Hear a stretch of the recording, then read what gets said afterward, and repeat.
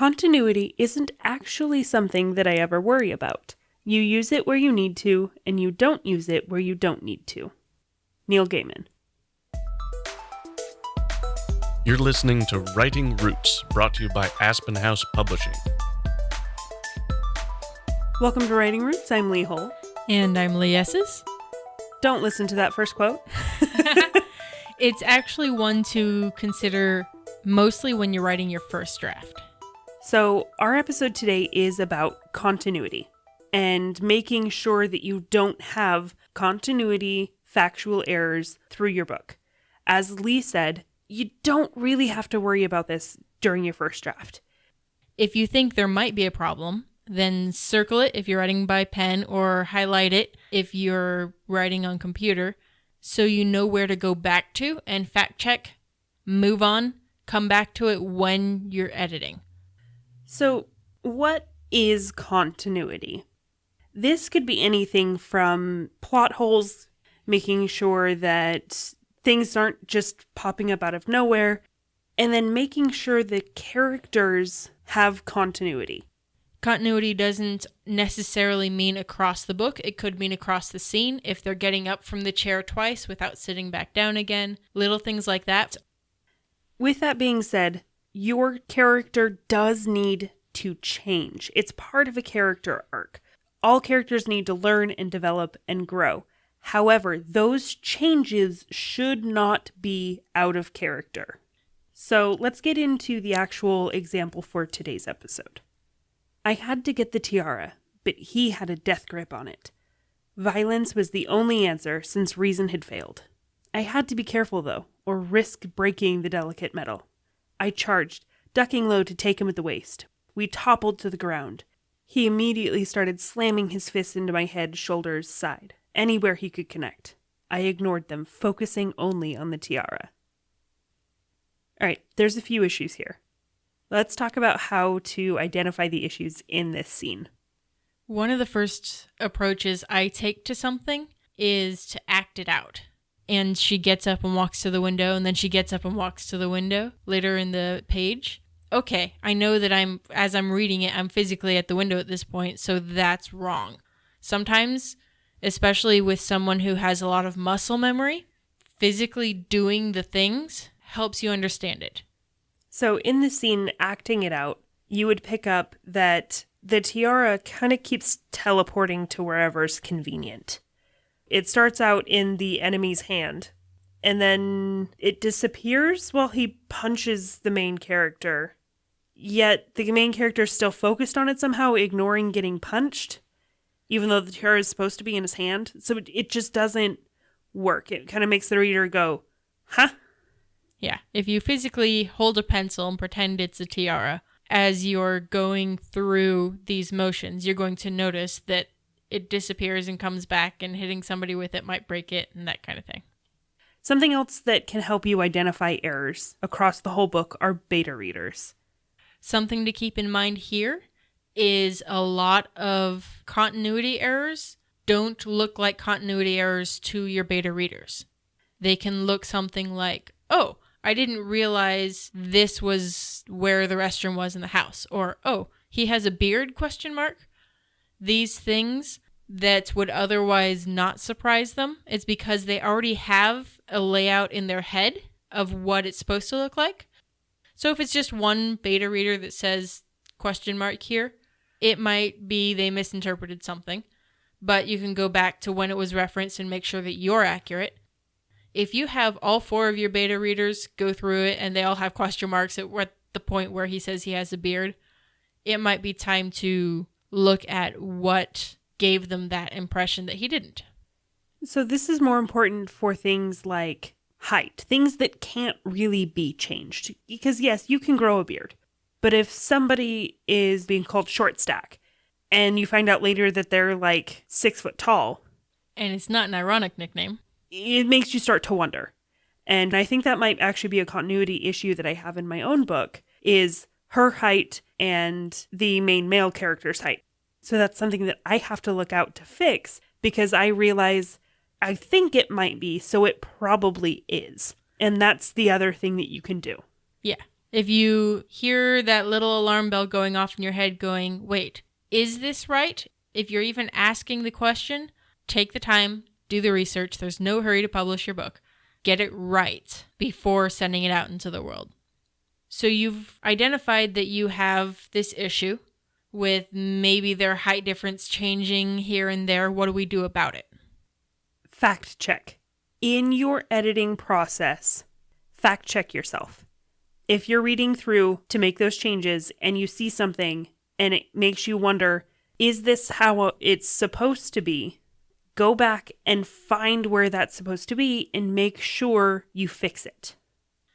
We've mentioned in the past, keeping notes to yourself is a good idea, especially if your story doesn't take place in here and now. If you have different rules that govern that universe, write them down in a separate area. Anytime that you have a detail, write it down. So what I do is I have a lot of question marks of hair color, eye color, height, all of this information. And then when I establish it in the story, I will cement it in the character profile. Until it's necessary to establish it, at least especially in my first draft, I just sort of leave it vague because there's no real reason to identify it unless there's a plot point that's necessary. And these are for more of your whole book overarching continuity issues. Within a scene, keep track of the difference between left and right. As we said earlier, act it out. Every single movement that you detail in a story needs to have a purpose. So if she's getting up to walk to that window, why is she walking to that window at that moment? Does it need to be in that other spot where you said she got up and walked to a window instead? That's how you fix it. Where does it need to be for the purpose of her walking to the window? As someone who's directed in theater for a long time, and I was relatively young when I did, I heard a lot of teasing from older actors going, well, what's my motivation to do this? And that's something that you as actor, director, storyteller, god of your little world, that's something you need to understand, even if it's not the main character's point of view, especially if it's not the main character's point of view. If he hears a noise and his hand goes to his hip, regardless of if the sword is there or not, there's a motivation behind that. And that informs us about the character. And the best way to fix these errors is to just leave it out. If you think that it might cause a problem and is not relevant to the story, just leave it out. If you aren't sure if you said that it was green or purple hair, just say hair. Keep it vague and keep it fast. And if you move past it fast enough, they're focused on what's important, which is not the color of the hair. So let's get into the new example. We've gone through this scene. We have fact-checked it. We've acted it out. We've made sure that every movement, every motion has a purpose. I had to get the tiara, but he stood in my way. Violence was the only answer since reason had failed. I charged, ducking low to take him at the waist. We toppled to the ground. He flailed, trying to hit me with little success. He couldn't get enough leverage pinned under me and lacked the training to really fight back. I gripped his hand, twisting his hair in my fingers, then slammed his head backward into the floor. Movement ceased and my path to the tiara was clear. So this example, he doesn't even have the tiara. So it makes the violence make a lot more sense. Because if the main character was worried about it breaking, he wouldn't use violence while the person had it in his hand. That goes back to the solution of, when in doubt, leave it out. We just took it out of the equation entirely. This also makes more sense from a physical movement standpoint. In the first example, he tackled him, and it sounded like he ended up underneath the other person because the villain in this started punching him all over the place. If you are on the ground, on your back, pinned underneath someone, you don't have the leverage to do that effectively. So we fixed that by the person who did the tackling is on top, like would happen in an actual tackle. Yeah, especially if you're hitting low across the waist, they're bending over, they're going to go to the ground first. You're winning, you're on top. So we used a lot of these things, just making it simple, making sure every gesture, every movement made sense. So these little continuity errors in your writing, once you start to notice them, I think they should be pretty easy fixes. Make it vague or just chop it off entirely. Or just physically go through it and see if the person who's pointing them out to you, including yourself, is right in saying this is a continuity error. The difficulty with this issue is identifying what is a continuity error, especially when somebody else is telling you they don't understand something.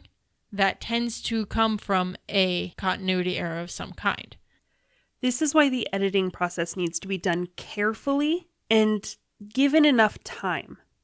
Don't try to rush editing just to get the book out, just to get it published. You need to pay attention to the details. Because we all make mistakes. Even the best writers make mistakes. Continuity errors are common. You will have them in your book. And that's okay. That's why you edit. That's why you fix things. Whatever mistakes you're making, it can be fixed. So long as you write selfishly. If you have a question or comment for our hosts or a topic you'd like us to cover, send us an email at writingroots@aspenhousepublishing.com or find us on Facebook by searching for Aspen House Publishing. Hey, just a quick reminder, you have 2 more days to join our contest on our Facebook page as of the release of this episode on August 20th, 2020. Head to our Facebook page, Writing Roots Podcast. Like and share the post, and you'll be entered to win a laptop case and a mug. And by the way, laptop case, I love mine. It's really soft fur on the inside, like faux fur on the inside, and it's wonderful. I love it. And it says our favorite thing on the planet. Yes, right, selfishly. So head to our Facebook page, check it out, head to our merch store, check out all the options that we have on there, and enter the contest. You have 2 more days. We will be announcing the winner on our Facebook page after that. So, yay!